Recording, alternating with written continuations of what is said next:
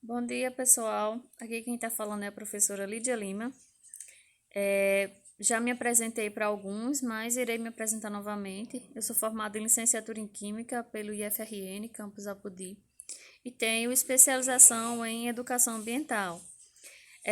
Nós vamos hoje começar o estudo, né, de Química, dessa disciplina que é show, que é top, que eu tenho certeza que vocês gostam. Se não gostarem, vão aprender a gostar, certo? Vou fazer vocês gostarem bastante dessa disciplina, porque é uma disciplina essencial e muito massa. Então, primeiro, para que a gente possa entender, nós vamos estudar soluções, certo? Eu escolhi primeiro fazer com vocês uma revisão do que vocês já estudaram, para que a gente possa dar continuidade ao conteúdo. Então, dentro de soluções, nós temos diversos pontos importantes que a gente tem que discutir. Primeiro, a gente tem que entender o que são dispersões. Por quê? Porque a solução ela é um tipo de dispersão, ok? Então, aqui nós temos a introdução. Ao se misturarem duas substâncias, pode resultar ou uma mistura homogênea ou uma mistura heterogênea. Por exemplo, quando a gente tem mistura de substâncias, vocês já viram isso na primeira série, que elas podem ser misturas homogêneas, que é quando apresenta apenas uma única fase, como por exemplo aqui, água e sal. E nós temos a mistura heterogênea, como aqui, água e areia. Então, água e sal, eles se misturam totalmente. Então, a gente pode dizer que apresentam uma única fase, denominada mistura homogênea. Água e areia não tem como ter uma dissolução perfeita, ou seja, a areia ela não consegue se dissolver na água. Por isso, apresenta uma fase a mais. Quando a gente vê, a gente consegue ver uma fase com água e a outra fase com a areia no fundo. É isso que a gente está vendo aí na imagem. Então, dizemos que o sal se dissolveu, nessa primeira imagem, enquanto a areia ela não se dissolveu na água. No entanto, nós temos aqui uma dissolução perfeita e nós temos uma separação total. A dissolução perfeita seria o quê? A água e o sal, né? Que a gente tem a água e o sal, uma dissolução perfeita, que é uma mistura homogênea, em que o sal ele conseguiu ser dissolvido na água, por isso que a gente chama de dissolução perfeita, e a gente não consegue ver partículas de sal dispersas na água. A gente sabe que contém, mas a gente não consegue ver. Então, a gente chama essa primeira figurinha, essa primeira mistura, de uma mistura homogênea e de uma dissolução perfeita. Nessa segunda imagem, nós temos água e areia. Água e areia seria uma mistura heterogênea e já seria uma separação total. Vocês viram lá na primeira série também separações de mistura. Separações de mistura e um tipo de separação era o quê? Sedimentação. Aqui nós temos uma separação em que a areia ela sedimenta, né? Então ela fica ao fundo. Então nós temos um tipo de separação de mistura. É necessário que a gente entenda, que a gente relembre o que é uma mistura homogênea e uma mistura heterogênea, porque o conceito de solução nos obriga a entender esses conceitos de misturas também, certo? Por quê? Então vamos lá. Dispersões, o que seriam dispersões, então, diante disso tudo? São sistemas nos quais uma substância está disseminada sob a forma de pequenas partículas em uma segunda substância. Então, é quando a gente tem uma mistura, né, de várias substâncias, de duas ou mais, no caso, uma mistura de duas ou mais substâncias, que essas partículas elas estão disseminadas, podendo ser como a gente viu, misturas homogêneas ou misturas heterogêneas. Então, aqui nós temos a dispersão de água e sal, que foi da primeira figura que a gente viu. O dispersante seria a água e o disperso seria o sal. Na dispersão de água e areia, o dispersante seria a água e o disperso seria a areia. Isso é interessante para que a gente possa entender o conceito de soluções. Então, vamos lá. Soluções são misturas homogêneas de duas ou mais substâncias. Então, primeiro ponto, a gente não pode entender que solução, a gente tem que entender, na verdade, que solução só pode ser solução se a mistura for homogênea, ou seja, se a mistura tiver duas ou mais substâncias em que, ao se misturar, elas conseguem perfeitamente se dissolver uma na outra, certo? Então, a gente não vai ver partículas dispersas, a gente vai ver uma única fase. Então, nas soluções, os componentes em menor quantidade recebem o nome de soluto, que é o que está disperso, enquanto o predominante é chamado de solvente, que vai ser o dispersante. Então, como assim, Lídia?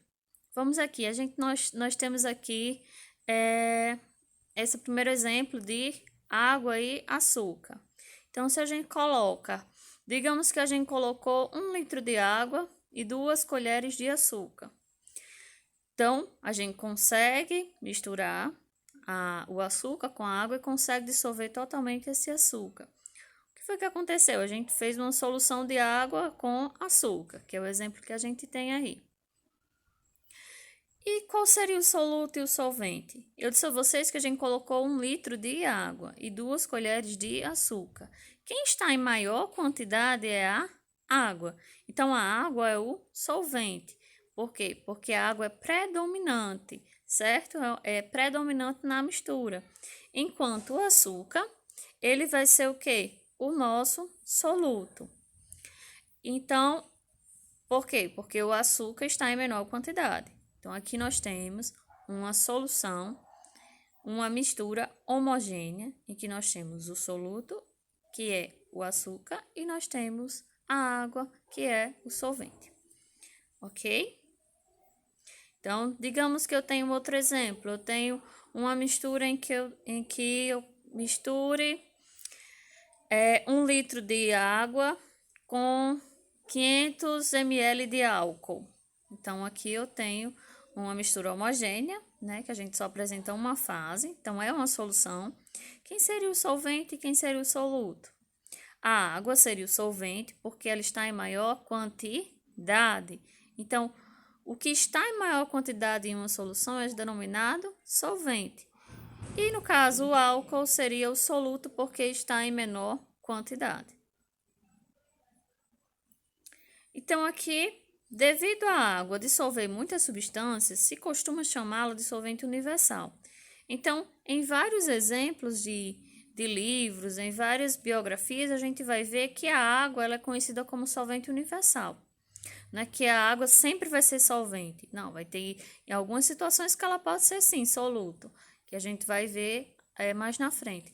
Porém, como ela consegue dissolver muitas substâncias, e sempre quando a gente vai fazer soluções, a água vai predominar, então ela é chamada de solvente universal. As soluções elas podem ser classificadas como solução sólida, solução líquida e solução gasosa. Uma solução sólida, uma mistura sólida, uma mistura homogênea, lembre-se. Aqui nós temos um cordão de ouro. A gente sabe que o cordão de ouro ele não é composto apenas por ouro, né? Então, nós temos ouro e nós temos outras substâncias, porém, uma mistura homogênea, solução sólida. Uma solução líquida, aqui nós temos, poderia ser um suco em que nós temos várias substâncias, ou uma bebida que nós temos várias substâncias e apresenta uma única fase, então uma mistura homogênea, solução líquida. E a solução gasosa poderia ser o ar que a gente respira, em que nós temos várias substâncias, né, contidas no ar e que a gente não consegue diferenciar fases. Então, é uma substância, são várias substâncias, uma mistura homogênea. Então, uma solução gasosa. As soluções podem ser sólidas, líquidas ou gasosas. Diante disso tudo, a gente tem que entender o que seria a questão da solubilidade das soluções, certo? Diante disso, nós temos o coeficiente de solubilidade. O que seria coeficiente de solubilidade? Ele é representado pela sigla CS e consiste na quantidade necessária do soluto para formar com o solvente uma solução saturada em determinadas condições de temperatura e pressão. Então, é quando a gente tem uma solução ideal, a gente tem uma quantidade ideal de soluto e de solvente. Quando essa quantidade é ideal, em que o soluto ele consegue se dissolver perfeitamente no solvente, então nós temos que essa solução ela atingiu o coeficiente de solubilidade, ela está uma solução saturada. Nós vamos ver cada uma passo a passo. Então, em função do ponto de saturação, que é o coeficiente de solubilidade que a gente viu, classificamos as soluções em insaturadas. Então, soluções insaturadas são quando contém menos soluto do que o estabelecido pelo coeficiente de solubilidade. Então, são aquelas misturas, aquelas soluções em que a quantidade de soluto ela está abaixo do esperado para que a solução fique adequada, para que a solução fique uma solução estável, uma solução saturada, certo? Então, insaturada é quando a gente contém menos soluto do que o estabelecido. Saturada é quando atinge o coeficiente de solubilidade, ou seja, quando a gente tem condições ideais, quantidades ideais de soluto e solvente.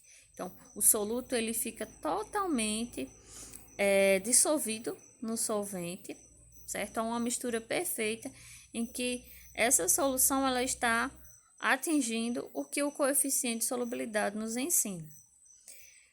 Já uma solução supersaturada seria quando ultrapassam o coeficiente de solubilidade, ou seja, quando a gente tem uma quantidade de soluto muito maior do que a quantidade ideal, de acordo com o coeficiente de solubilidade. Então, é quando a gente tem uma quantidade grande de soluto para a solução, certo? Então, nessas soluções supersaturadas, nós vamos ter sempre um corpo de fundo ou corpo de chão. É quando nós colocamos, por exemplo, se a gente colocar leite e achocolatado, um leite e achocolatado, a gente colocou 5 colheres de achocolatado em 200 ml de leite, em uma xícara de leite. Então, a gente vai ver que o soluto, que no caso é o achocolatado, né? Ele não vai conseguir ser dissolvido totalmente pelo solvente que é o leite. Por quê? Porque a gente colocou uma quantidade muito grande de achocolatado para aquela quantidade de leite. Então, quando a gente for terminar de tomar o nosso leite, a gente vai ver que no fundo tem o que ali? Um monte de achocolatado. Então, ali seria o quê? Corpo de chão, corpo de fundo, um precipitado, que a gente chama assim na química. Então, são soluções supersaturadas, quando a quantidade de soluto é muito maior do que o esperado pelo padrão, que é o coeficiente de solubilidade. Então, aqui nós temos que essa classificação ela pode ser representada esquematicamente do seguinte modo. Aqui nós temos essa setinha, né, que identifica o ponto de saturação. Quando atingir esse ponto vermelho, quer dizer que a solução está saturada, ou seja, a condição ideal, quantidade ideal de soluto e solvente.